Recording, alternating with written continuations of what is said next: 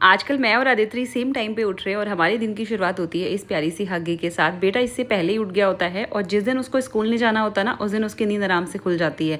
और जब इन लोगों को स्कूल जाना होता है तब हम इनके पीछे कितना पड़ते हैं, लेकिन उसके बाद भी ये उठने को राजी नहीं होते हैं। सुबह उठते पहले तो किचन क्लीन किया, जो कि बर्तन रात को धोए थे उनको अपनी अपनी जगह पे लगाया। उसके बाद आदित्य के लिए आज मैंने मूंग दाल भिगोई है और सोचा है कि उसके लिए चीला बनाऊंगी। आदित्य ने अपनी गाड़ी पकड़ ली थी और सुबह सुबह सबसे पहले मैंने उसको दूध गर्म करके पिलाया और उसने आधा गिलास दूध पी लिया था। आजकल आव्यान हमसे पहले ही उठ जाता है और टीवी ऑन कर देता है, लेकिन इस टाइम पे हस्बैंड काम कर रहे होते हैं तो वो उसे बिल्कुल नहीं रोकते और उसे कुछ कहते भी नहीं है। लेकिन जैसे ही मैं बाहर आती हूँ उठ के मैं सबसे पहले टीवी ऑफ करती हूँ ताकि दोनों आराम से खेल, क्योंकि होता है ऐसा ना कि अगर एक बच्चा टीवी पे लगा हो तो दूसरा ऑटोमेटिकली टीवी के आगे खड़ा हो ही जाता है। और अदिति भी ऐसा ही करती है और मुझे सुबह सुबह अच्छा नहीं लगता कि दोनों टीवी देखे, और इसीलिए मैं टीवी ऑफ कर देती हूँ और तब तक नहीं चलाती जब तक कि सच में जरूरत ना हो टीवी देखने की, क्योंकि दिन भर में मुझे भी बहुत सारे काम करने होते हैं जब मुझे सच में नीड होती है कि मैं इनको बिजी रखूँ, और उस टाइम पे टीवी ही सबसे अच्छा काम आता है। तो मैं उस टाइम के लिए टाइम बचा के रखती हूँ कि जब मुझे काम करना होता है तब मैं इनको टीवी दिखाऊं, अदरवाइज ये खेलते रहे तो ज्यादा अच्छा है। फिर पी हमने सुबह की पहली चाय, प्लांट्स को पानी दिया, पूरा घर साफ किया। इस टाइम पे हस्बैंड जिम में होते हैं, इन दोनों को बिजी रखने के मेरे पास कोई और तरीका नहीं होता, तो मैं इनको आजकल पानी में छोड़ देती हूँ ताकि ये आराम से बिजी रहे। इन दोनों को नहलाने के बाद मैंने बनाया मूंग दाल का चीला, जिसमें मैंने थोड़ा सा जीरा, लहसुन, नमक, मिर्च, हल्दी और आधी हरी मिर्च मैंने ऐड की है। उसके बाद मैंने घी में इसको बनाया और अदिति को मैंने इसको खिलाया दही के साथ,